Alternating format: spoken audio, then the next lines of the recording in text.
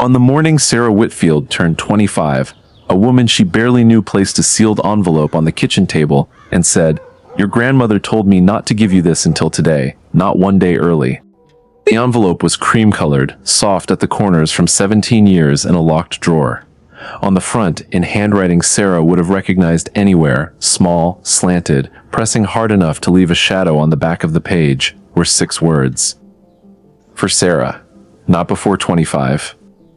The woman across the table was Diane Cortez, 63 years old, a family attorney who had known Eleanor Whitfield since before Sarah was born. She folded her hands and waited, the way people wait when they already know what's coming and have decided not to soften it. Sarah didn't open it right away. She sat there with her thumb pressed against the wax seal, staring at her grandmother's handwriting, and for a moment she was 8 years old again, standing in a hallway that smelled like hospital disinfectant, holding a stranger's hand because both her parents were gone and nobody had explained to her yet what that meant. What Sarah didn't know, what she was about to learn, 17 years too late to say thank you properly, was that the woman who raised her had been quietly making impossible choices since the day she showed up at that hallway with a suitcase and said 4 words to a room full of social workers. "She comes with me." No hearing, no hesitation, just an old woman in a wool coat, refusing to let a child become a file number. Sarah had grown up believing her grandmother's life had simply bent around her, easily, the way grandmothers' lives are supposed to. She never once asked what it cost. She never had to.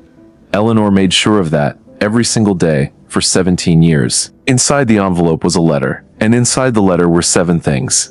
7 things Eleanor Whitfield had never told her, because telling her would have meant Sarah carrying weight that wasn't hers to carry, not until she was old enough. Not until, as Eleanor had written on the very last line, "You are strong enough to hold the truth without it breaking you." Diane Cortez already knew what was inside. She had watched every one of those 7 things happen with her own eyes, over 4 decades of friendship, and had kept every single one exactly where Eleanor asked her to keep them, locked behind her teeth. "She made me promise," Diane said quietly, "that I wouldn't explain any of it, just that I'd confirm it, if you asked." Sarah broke the seal. And somewhere between the first line and the last, the grandmother she thought she'd known completely, the woman who played cards on Tuesday nights, who wore the same wedding ring for 40 years, who never once complained, was about to become someone else entirely. Someone Sarah had been living beside her whole life without ever truly seeing. To understand the first thing in that letter, you have to go back to a Tuesday in February, on a stretch of Route 9 outside Brattleboro, Vermont, where the road turns to black ice around a curve that locals call the Widow's Bend, though nobody had ever said that name out loud in front of Sarah, not once, in 17 years. Her parents, Michael and Renee Whitfield, were driving home from a dinner they almost canceled. 8-year-old Sarah was at a sleepover 2 towns over, which was the only reason anyone was left to raise her at all. A patch of ice, a guardrail that gave out instead of holding, and by 10 the next morning, Sarah was sitting in a plastic chair in a hallway that smelled like bleach and burnt coffee, wearing borrowed socks because nobody had thought to grab her shoes. She remembers a woman in a navy blazer crouching down to her eye level, using the gentle, rehearsed voice adults use when they're about to say something that will never stop being true. Words like placement and temporary and "we're going to find you somewhere safe." And then the door at the end of the hallway opened, and a 61-year-old woman walked in wearing a wool coat that still had melting snow on the shoulders, carrying a suitcase she had packed in 11 minutes flat. Eleanor Whitfield had been a widow for 6 years by then. She lived alone in a 2-bedroom house 40 minutes away, on a fixed income from her late husband's pension, and whatever she made doing the church's bookkeeping 3 days a week. Nobody was expecting her. Nobody had called her first. She had heard about the accident from a neighbor at 7 that morning, and was in her car by 7:15. She didn't sit down. She didn't ask a single question about paperwork or timelines, or what the process typically looked like. She walked straight past the woman in the navy blazer, knelt down in front of the little girl with mismatched socks, and said the only sentence that mattered. "She comes with me." The social worker, a woman named Patricia Mead, who Diane Cortez says still sends Eleanor a Christmas card every single year, 30 years later, tried to explain that there was a process, that grandparents weren't automatically granted custody, that there would be a hearing. Eleanor looked at her and said, calm as still water, "Then we'll have a hearing. But tonight, this child is not sleeping in a stranger's house. She's sleeping in mine." There was no dramatic courtroom battle. There didn't need to be one. Eleanor showed up to every meeting, filled out every form, submitted to every home inspection, and never once let Sarah see her sweat through any of it. By the time the paperwork caught up to what was already obvious to everyone in the room, Sarah had been living in her grandmother's house 6 weeks, sleeping in a room Eleanor had repainted the color of a robin's egg because Sarah once mentioned, offhand, that she liked that color. What Sarah never knew, because Eleanor never once said it out loud, not to her, not to anyone, was that showing up that morning meant closing a door on something else. Eleanor had been seeing someone. Quietly, carefully, the way two people in their 60s who've both buried a spouse tend to move toward each other, slowly, testing the ground first.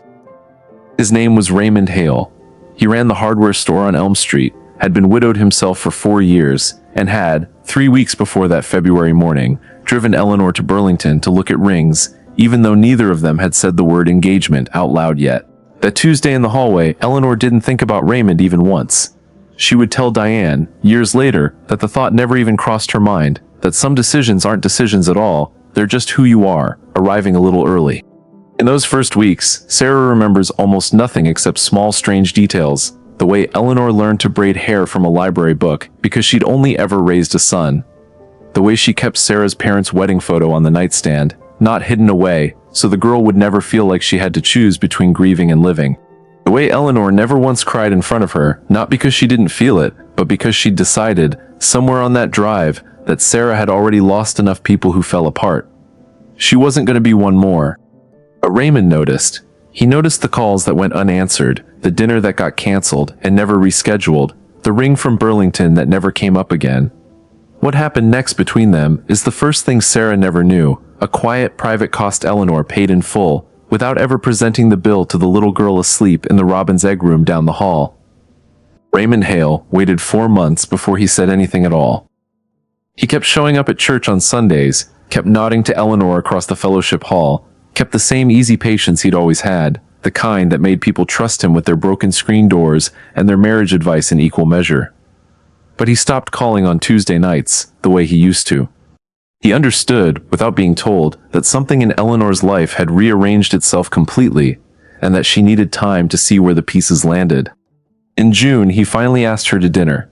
Not the diner they used to go to, somewhere a little nicer, in Brattleboro, with tablecloths. Eleanor brought Sarah along without asking Raymond if that was all right, and Diane Cortez, who happened to be there that night with her own husband, says she watched the whole thing unfold from 2 tables away like a scene from a play nobody had rehearsed. Sarah, 9 years old by then, ordered chicken fingers and talked the entire dinner about a substitute teacher who let the class watch a movie. Raymond listened to every word of it, laughed at the right places, even helped her sound out a word on the menu she didn't recognize. He was, by every account Diane ever gave, a genuinely kind man. But near the end of the meal, when Sarah excused herself to the bathroom, Raymond reached across the table and took Eleanor's hand. "I love you," he said. "I've loved you since before Michael's funeral, if I'm honest, and I think you know that. But Eleanor, I'm 64 years old. I buried a wife. I raised my kids. I don't know if I have it in me to start over with a 9-year-old who isn't mine." He wasn't cruel about it. He wasn't asking her to choose in some dramatic, ultimatum kind of way. He was just being honest, the way decent men are honest when the truth is inconvenient but real. He suggested, gently, that maybe Sarah could go live with Eleanor's son in Ohio, Sarah's uncle, a man named Gregory who had 2 kids of his own and a guest room. Maybe, Raymond said, Eleanor could still have a life. A real one, not one built entirely around somebody else's grief. Eleanor didn't raise her voice. She didn't cry, not there, not in front of the tablecloths and the other diners. She simply pulled her hand back, folded it in her lap, and said, "Raymond, I appreciate you more than you know. But that little girl in the bathroom right now, washing her hands, and probably still thinking about that movie, she already lost her mother and her father in one night. I will not be the third person who decides she's too much trouble to keep." Sarah came back to the table a minute later, none the wiser, chattering about how the bathroom had fancy soap that smelled like lavender. Raymond smiled at her the way he always did. He paid for dinner, he drove them home, and he never asked Eleanor out again. He didn't disappear entirely. Brattleboro was too small a town for that, and Eleanor was too gracious to make it awkward.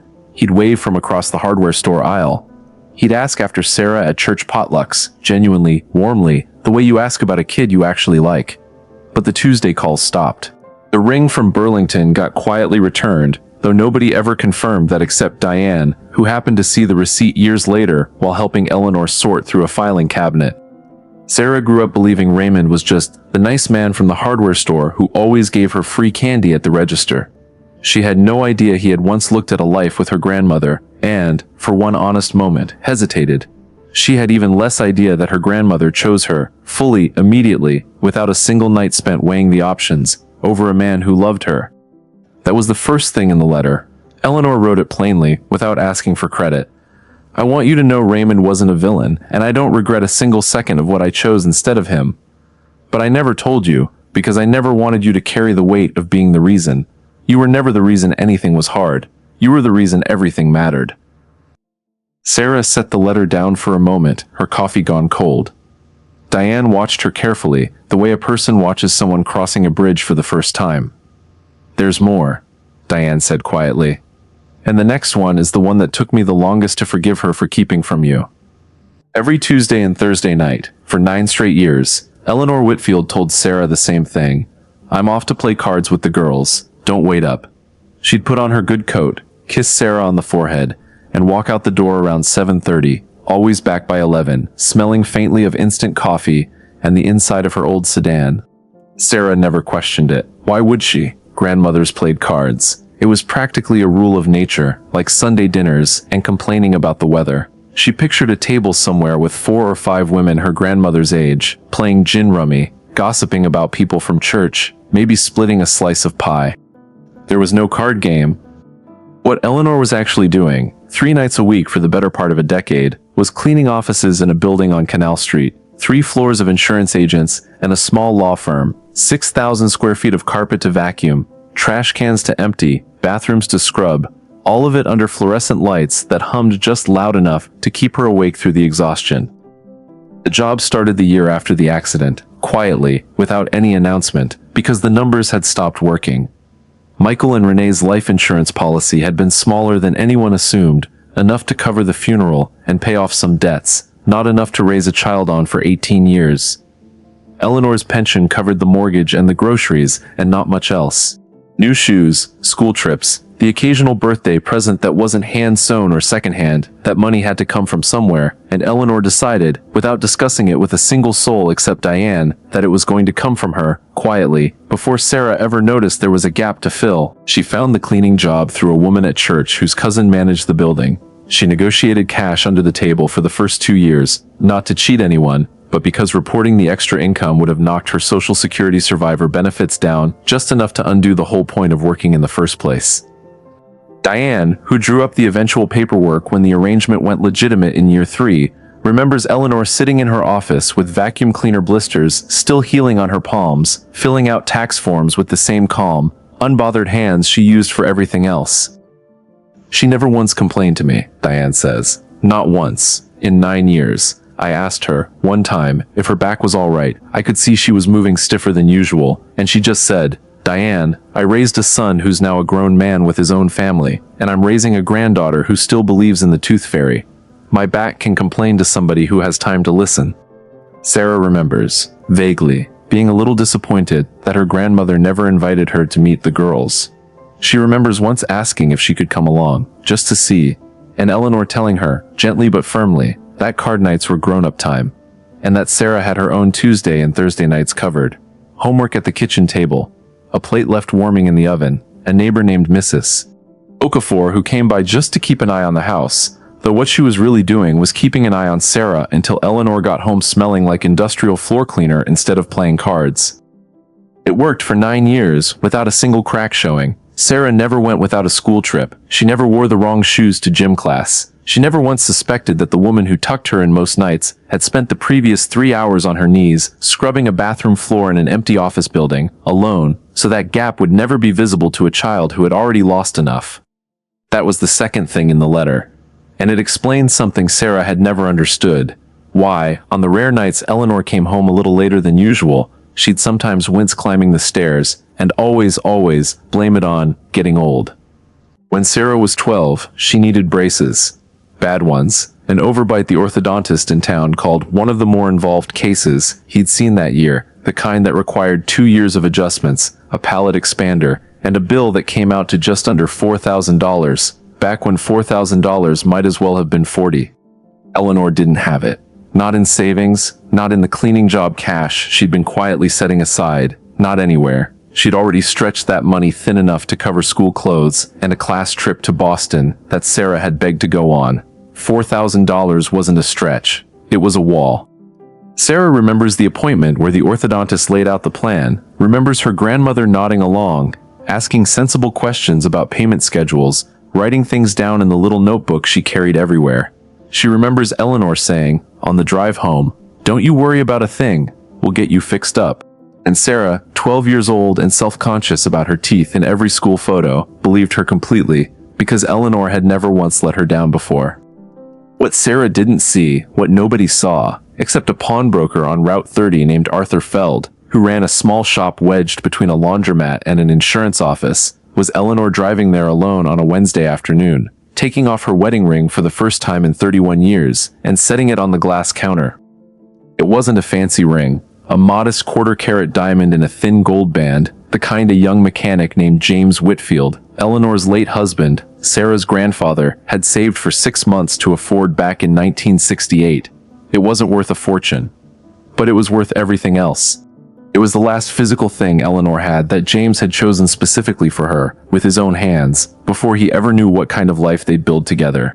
Arthur Feld, who still remembers the transaction decades later, offered her $1,100. Eleanor didn't haggle. She signed the paperwork, took the cash in an envelope, and drove straight to the orthodontist's office to put a deposit down before she could change her mind. She still needed more.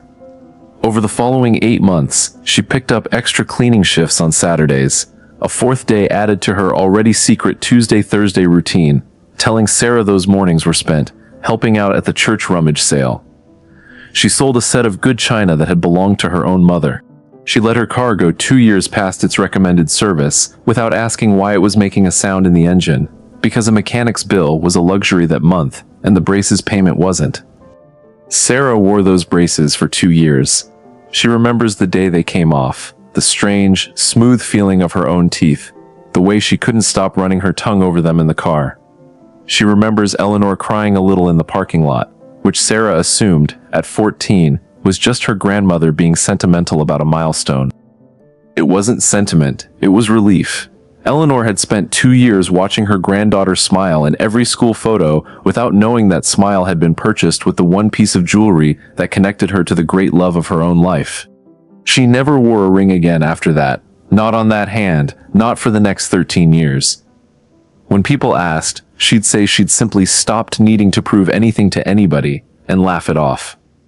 Diane was the only person who knew the truth, because Diane was the one who drove Eleanor home from the pawn shop that Wednesday and sat with her in the driveway for 20 minutes before either of them said a word.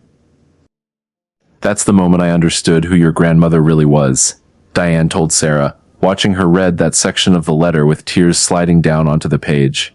"Not the woman who raised you out of duty. The woman who would have sold anything, everything, before she let you feel like you were a burden for even one single day."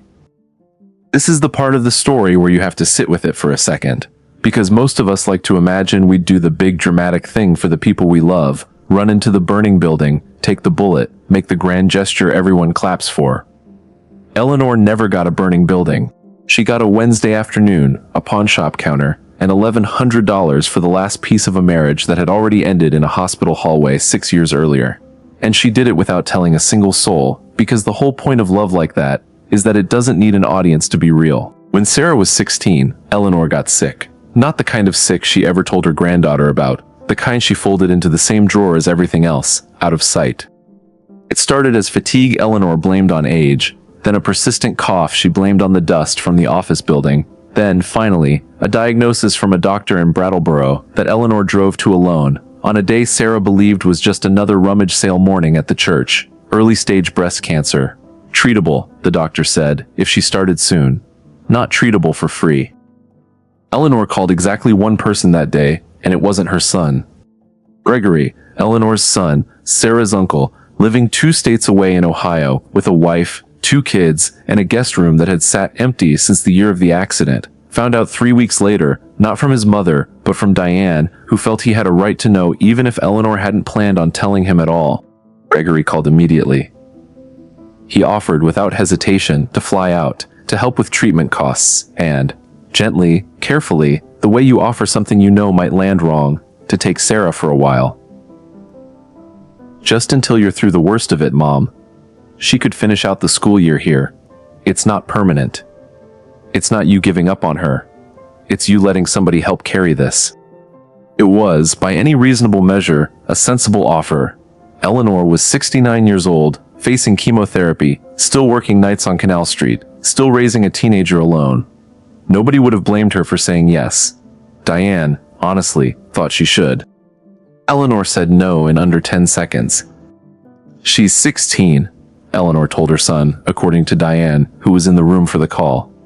She has a boyfriend she's nervous about, a part in the spring play she's been rehearsing for since November, and a bedroom with 14 years of her life painted onto the walls. I am not uprooting that girl in the middle of her junior year because I have a lump the doctors say is probably going to be fine. I did not raise her for 16 years just to hand her off the first time it got hard for me. She went through 6 months of treatment, surgery, then radiation, entirely on her own schedule, entirely around Sarah's. Appointments booked for early mornings before school. Radiation sessions scheduled for the hour Sarah was in play rehearsal. She lost weight Sarah attributed to just getting older, wore scarves Sarah assumed were a new fashion phase, and canceled exactly 0 of the commitments she'd made to her granddaughter. Not one dress rehearsal, not one parent-teacher conference, not the Saturday she'd promised to help Sarah study for her driver's permit test. The only person who knew the full shape of what Eleanor was carrying that year was Diane, who drove her to 3 of the radiation appointments herself and sat in waiting rooms doing crossword puzzles, while Eleanor lay under a machine, silently negotiating with her own body to hold on long enough to see one more school play, one more graduation, one more everything. Eleanor beat it. The doctors called it a full recovery. She never told Sarah there had ever been anything to recover from. I used to ask her, Diane said, why she wouldn't just tell you, let you help her, let you be scared with her, even a little. And she'd always say the same thing, Diane, that girl has already learned once that the people she loves can disappear without warning. I am not going to be the reason she learns it twice before she's even finished growing up. Sarah sat with that page for a long time. She remembered the scarves. She remembered thinking her grandmother had simply gotten more tired that year, more careful climbing the stairs, and she remembered, with a fresh, sickening clarity, a spring afternoon when Eleanor sat in the 3rd row at her play, thin and pale under stage lights, clapping so hard her palms turned red, and Sarah had thought nothing of it at all. The letter Sarah got in the mail the spring of her senior year was from a school called Middlebury College, thick, heavy, the kind of envelope that means good news before you even open it. She'd gotten in. Better still, she'd been offered what the financial aid office called a generous package, enough scholarship and grant money that the family contribution came out to just under $9,000 a year. Eleanor, 72 by then, sat at the kitchen table with the acceptance letter and did the math out loud, the way she always did, no panic in her voice, no hesitation, just quiet arithmetic. We'll manage it, she said. Your grandfather left a little something set aside for exactly this. Education fund. It's not much, but it'll get you there. There was no education fund. James Whitfield, dead for 18 years by then, had left behind a pension and a life insurance policy that had been spent down to almost nothing years earlier. Some of it on the mortgage after the accident, some of it, though Sarah would never know this either, on those same braces, that same rummage sale that never happened. There was no trust. There was no envelope tucked away in a safe deposit box with James's careful handwriting on it. Eleanor invented it, on the spot, at that kitchen table, because she'd learned by then exactly how to build a story a worried 18-year-old wouldn't think to question. What actually happened is this. Eleanor drove to a bank in Brattleboro 2 weeks later and took out a home equity loan against the house, the same house she and James had bought in 1971, the same house that was, by then, the only asset she had left in the world. $36,000, borrowed against a home she was 72 years old, to be paid back on a schedule that would take her, by the bank's own paperwork, until she was 88. Diane tried to talk her out of it. Not because she didn't believe in Sarah. Everybody believed in Sarah. That was never the question, but because Diane did the math too, and the math was frightening. Eleanor, what happens to you if something goes wrong? What happens if you can't keep up the payments at 80? You'll lose the house. Eleanor's answer, according to Diane, was the same answer she'd been giving for 14 years, just worded a little differently each time. Diane, I am 72 years old. I have maybe 15, 20 good years left if I'm lucky. That house has already given me everything it's ever going to give me. A place to raise my son, a place to raise my granddaughter. If the last thing it does is send that girl to college, I will call that a fair trade and sleep just fine at night. She took a 5th cleaning shift, a Sunday morning one at a dentist's office 2 towns over, to help cover the loan payments, a shift she told Sarah was helping out a friend from church who needed the extra hands. She stopped buying anything for herself that wasn't strictly necessary. Her winter coat, the same navy wool one she'd worn into that hospital hallway 14 years earlier, went another 6 winters past the point it should have been replaced, patched at the elbow with a needle and thread instead of a trip to the store. Sarah went to Middlebury believing her education had been quietly funded by a grandfather she barely remembered, a man whose foresight had somehow reached across nearly 2 decades to take care of her. She majored in early childhood education, graduated with honors, and gave a short thank you speech at a family dinner that mentioned Grandpa's Fund by name, and Eleanor, sitting right there at the table, simply smiled, said he'd be proud of you, and never once corrected her. That was the hardest one for me to keep, Diane admitted, watching Sarah's hands go still around the letter. Watching you thank a dead man for something your very alive grandmother was still paying off, 78 years old, from a part-time job at a dentist's office. I asked her once if she ever wanted you to know. She said no. She said, let her think somebody planned for her before she was even born. Let her believe she was that lucky. It's a nicer story than the truth, and it costs me nothing to let her have it. Raymond Hale came back into Eleanor's life the fall Sarah left for Middlebury, not by some grand romantic accident, but the plain way things happen in small towns, where 2 people who once loved each other are bound to keep running into one another at the pharmacy counter for the rest of their lives. His wife hadn't come back, of course. There had never been another wife after his first, just as there'd never been another man in Eleanor's life after Raymond stepped back that night at the restaurant with the tablecloths. He was 78 by then, retired from the hardware store, living alone in the same house he'd always lived in, 3 streets over from Eleanor's. He saw her outside the post office on a Tuesday in October, looking, in his words to Diane years later, smaller than I remembered, and somehow exactly the same. He asked if she'd like to get coffee sometime. Not dinner. Not a date, not exactly, just coffee, the low-stakes offer of 2 old people who'd already learned the cost of waiting too long to say what they meant. They started meeting on Thursday afternoons at a diner on Main Street. Then Thursdays became Thursdays and Sundays. By the following spring, Raymond had, for the second time in his life, asked Eleanor Whitfield to marry him, this time with no 9-year-old in the equation, no reason left to hesitate, 14 years of Sarah's raising fully behind her. Eleanor said yes. They married in June in the backyard of Eleanor's house, under an oak tree James had planted decades earlier, a small ceremony, 20 guests, Diane standing up as her witness. Sarah came home from her sophomore year of college to be there, and she remembers it as one of the happiest days of her grandmother's life, though even then, she had no idea what that happiness had cost to arrive 14 years late. Eleanor never told Sarah about the dinner with the tablecloths. She never told her that the man standing under that oak tree had once suggested, gently and not unreasonably, that Sarah go live with her uncle so Eleanor could have exactly this, a second marriage, a second chance, a life not entirely reshaped around someone else's grief. Sarah simply knew Raymond as the kind, quiet man from the hardware store who'd apparently loved her grandmother for decades and finally gotten his turn. They had 4 good years together. Raymond died at 82, quietly, in his sleep, on a Tuesday, the same day of the week. Diane noted once, almost eerily, that Eleanor used to spend cleaning offices on Canal Street, though by then that chapter had been closed for a decade. Sarah expected her grandmother to fall apart. Instead, Eleanor did what she'd always done. She grieved privately, kept every commitment she'd made to the people still living, attended Sarah's college graduation 8 months later with red-rimmed eyes and a steady smile, and never once let her granddaughter's milestone become a stage for her own fresh grief. She told me something after the funeral I've never forgotten, Diane said.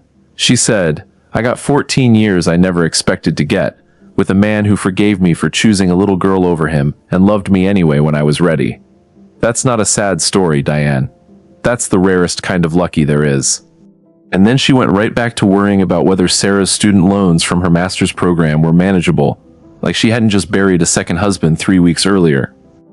This is the sixth thing Eleanor never told her, that the man Sarah loved as a quiet fixture of her childhood had once, honestly and reasonably, asked Eleanor to choose between them, and that Eleanor's answer that night in the restaurant, the one that sent Raymond away for 14 years, was the same answer she gave every single time anyone or anything asked her to choose.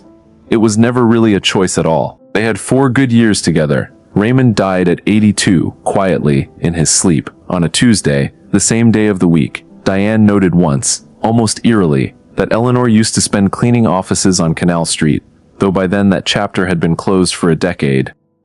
Sarah expected her grandmother to fall apart. Instead, Eleanor did what she'd always done. She grieved privately, kept every commitment she'd made to the people still living, attended Sarah's college graduation 8 months later with red-rimmed eyes and a steady smile, and never once let her granddaughter's milestone become a stage for her own fresh grief. "She told me something after the funeral I've never forgotten," Diane said. "She said, 'I got 14 years I never expected to get, with a man who forgave me for choosing a little girl over him and loved me anyway when I was ready.' That's not a sad story, Diane. That's the rarest kind of lucky there is." And then she went right back to worrying about whether Sarah's student loans from her master's program were manageable, like she hadn't just buried a second husband 3 weeks earlier. This is the sixth thing Eleanor never told her, that the man Sarah loved as a quiet fixture of her childhood had once, honestly and reasonably, asked Eleanor to choose between them, and that Eleanor's answer that night in the restaurant, the one that sent Raymond away for 14 years, was the same answer she gave every single time anyone or anything asked her to choose.